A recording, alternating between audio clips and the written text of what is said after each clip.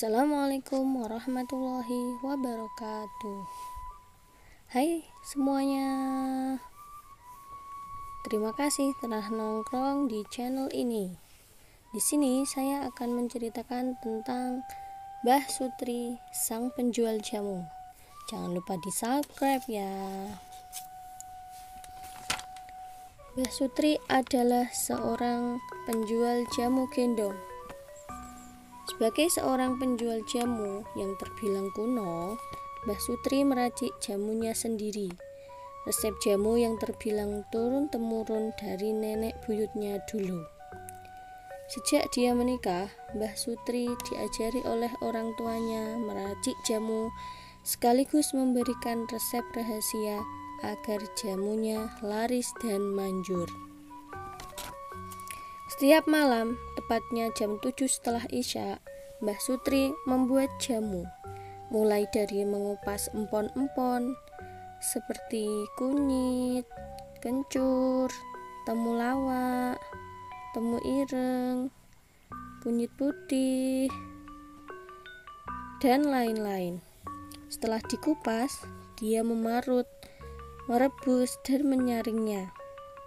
Tidak lupa memasukkan perpaduan rempah-rempah yang lain. Semua pekerjaan dia lakukan sendiri dan selesai tepat jam 12 malam. Subuh pun tiba. Segera Mbah Sutri pergi wudhu untuk melaksanakan sholat subuh. Setelah itu dia memasukkan jamu-jamunya itu ke dalam botol dan memasukkan kembali ke dalam wadah yang lebih besar dan khusus. Dia berjalan menyusuri desa per desa. Karena tidak bisa mengendarai motor, dia gendong jamu-jamunya sendiri sambil teriak, "Jamu-jamu Pak, jamu Mbak, jamu-jamu." Karena sering lewat di daerah itu, Mbah Sutri dikenal banyak orang dan jadi langganan mereka. Bahkan jika anak-anak mereka sakit, mereka tidak langsung membawanya ke dokter. Mereka menunggu Mbah Sutri lewat untuk membeli jamunya. Pada suatu hari, Mbah Sutri lewat di sebuah toko kain. Dilihatnya kain-kain yang bagus. Dia mendekat dan melihat pula deretan kain batik. Dalam benaknya ingin sekali membeli. Ditanya, "Berapa ini Bu?" Sang penjual menjawab, 200.000 Mbah. Dipikir-pikirnya, apakah hari ini penjualannya mencapai 200.000 apa tidak. Dia menghitung uang yang dikantonginya.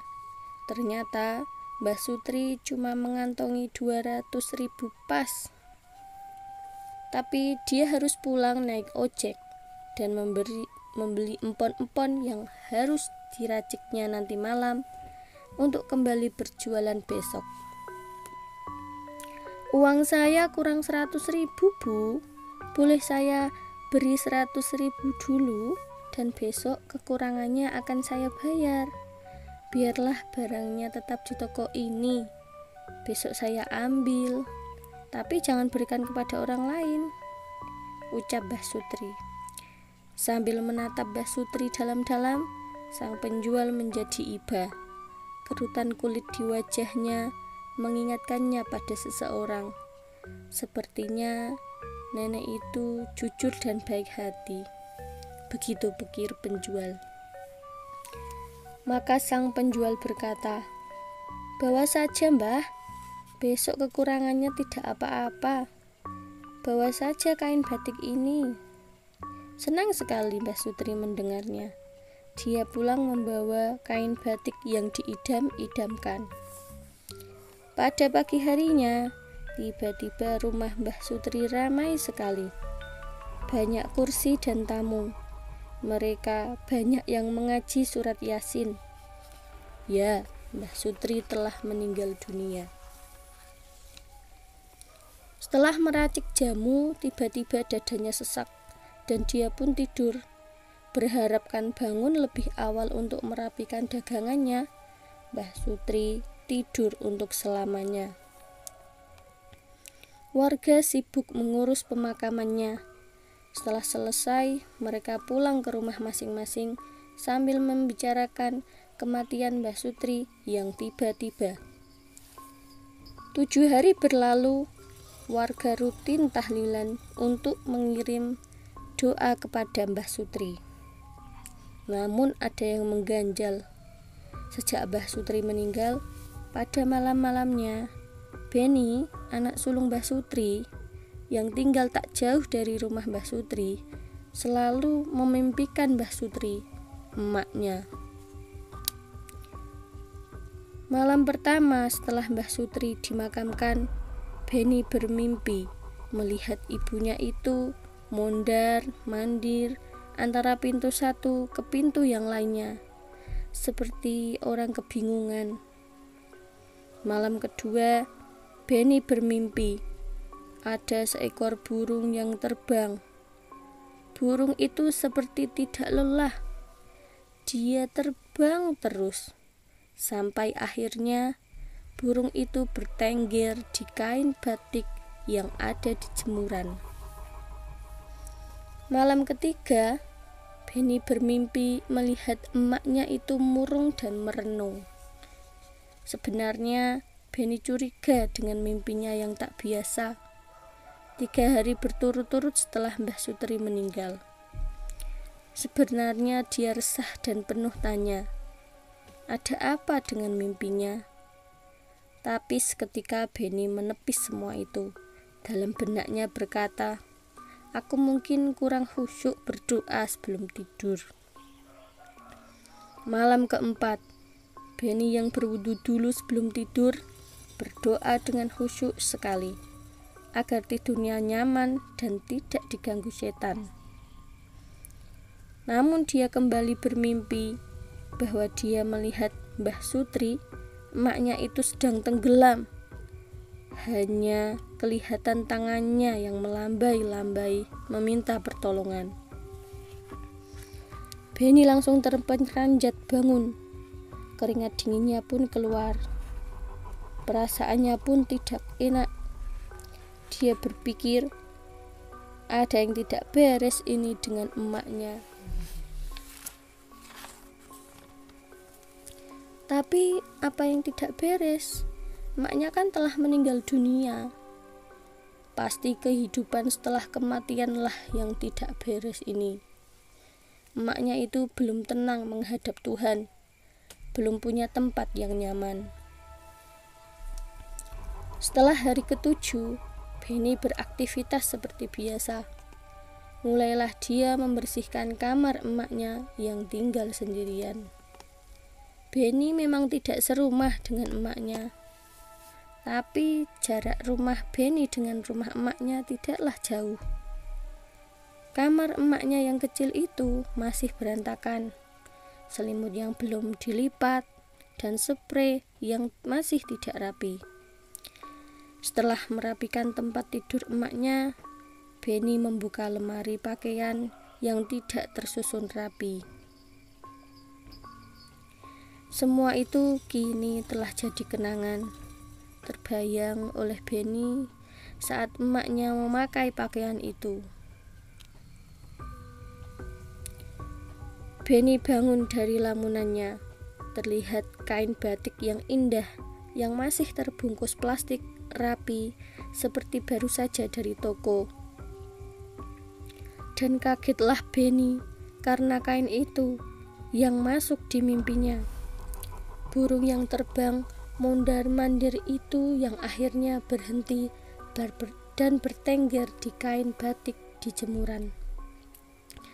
Apa ada hubungannya mimpi-mimpiku dengan kain ini? Pikir Beni. Tapi ada apa dengan kain ini? Banyak pertanyaan di benaknya. Berhari-hari dia resah. Entah bagaimana dia teringat kain itu selalu dan mimpi-mimpinya. Namun bagaimana jalan keluarnya? Ditanyakan pada siapa? makan, minum, dan tidur pun jadi tidak nyaman semua. Akhirnya keresahannya itu diceritakan pada seorang teman yang bernama Kamal. Kamal sangat mengerti dengan apa yang dialami oleh Beni. Dia pun membenarkan bahwa Mbah Sutri belum tenang di alam sana. Kamal tidak bisa memberikan solusi. Namun, Kamal cuma bisa memberi saran pada Beni agar datang ke Mas Cipto. Mas Cipto adalah orang biasa, namun dia sedikit mengerti tentang alam gaib. Selanjutnya, Beni pun segera datang ke Mas Cipto. Dia menceritakan tentang Mbah Sutri, emaknya itu, dan mimpi-mimpinya. Mas Cipto pun mengangguk-angguk mendengar semua cerita Beni. Setelah itu, Mas Cipto pergi ke kamarnya. Sebentar kemudian terus keluar menemui Beni.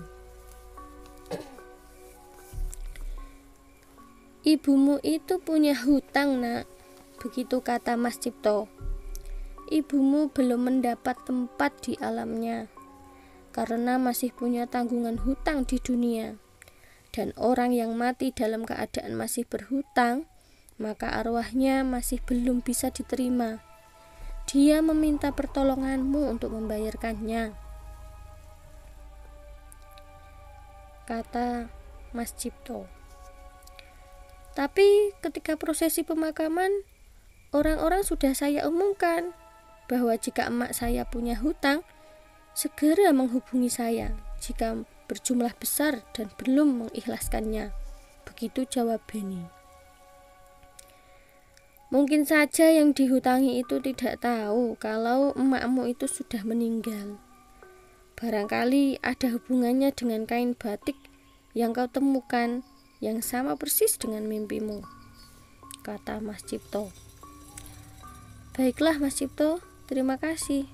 Jika memang ini bisa menenangkan emak saya di alam sana, saya akan segera mencari penjual itu dan segera melunasinya," kata Beni. Beni pun pulang, ada sedikit kelegaan di hatinya. Setelah itu muncul pertanyaan baru. Bagaimana caranya saya menemukan penjual batik itu ya? Dicarilah batik itu kembali. Masih terbungkus plastik di lemari Mbah Sutri. Kain itu tidak bernota, tidak ada tanda dari toko mana. Beni mencari cara. Dia mengunjungi toko-toko kain yang ada di satu kecamatan di sana. Ditanyakan satu persatu toko, apakah menjual kain batik yang seperti ini?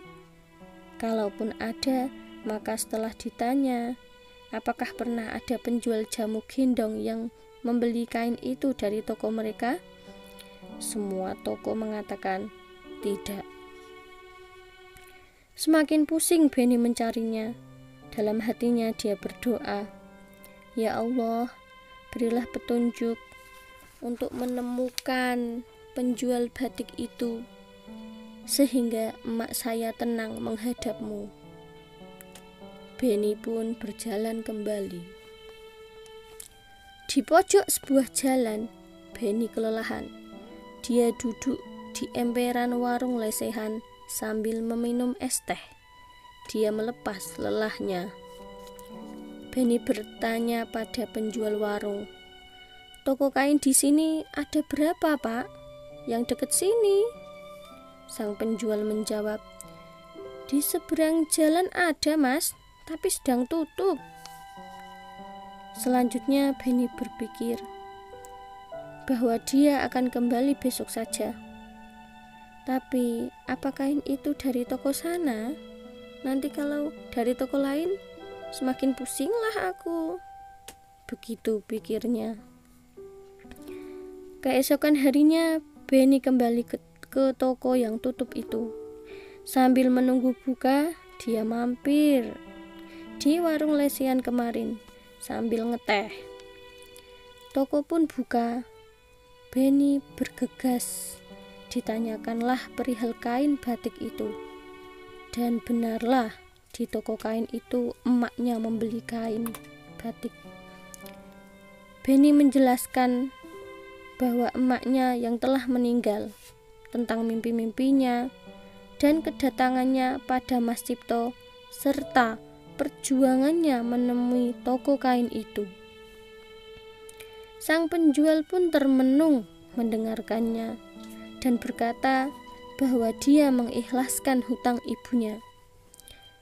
Namun Benny tidak mau. Dia harus memastikan hutang emaknya lunas, baru dia bisa lega. Karena dipaksa oleh Benny, penjual itu pun menerimanya. Pulang ke rumah, Benny bahagia bukan kepalang. Dia mengantuk sekali dan tertidur. Dia bermimpi kembali bahwa emaknya itu telah tersenyum di atas kursi yang indah dan di sekitarnya penuh dengan bunga. Ya, sekian cerita dari saya. Thanks for watching.